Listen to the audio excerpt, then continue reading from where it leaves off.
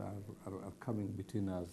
According to Okwaro, government needs to set aside a budget to pay field officers all over the country in order to streamline the labor industry as a whole. The Ministry of Labor has been poorly funded over the years, to the extent that they don't have vehicles to do this inspection work. You can't just start walking to industrial area or to Nakuru to go, and you need to get some vehicles to do that inspection.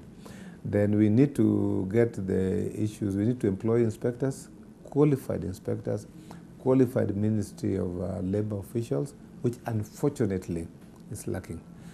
COTU argues that plans to make changes on matters that affect workers without involving all the stakeholders is in bad faith, a case in point being plans to amend the NSSF Act that has caused ripples between workers' union and parliament. Historically, we have seen that at both NHIF and NSSF, there have been past experience where they have gone into the kitty and stolen our money, particularly during elections time.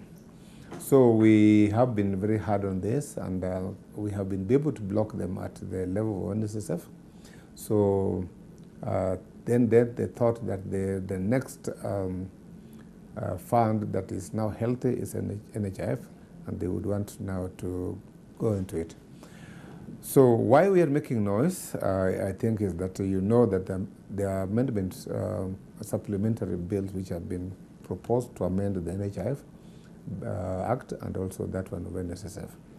And why we are making noise is that there's an intention to control on the forum, on the quorum rather. We sought to find out the workers' union view on the labor market in the country as compared to the international world. There are quite a number of conventions which have been ratified in this country, and which we need to domesticate and then be able to implement.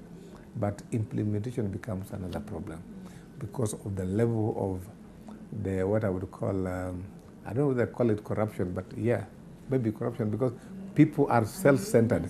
People are self-centered. They just want what interests themselves, not the larger Kenyan community.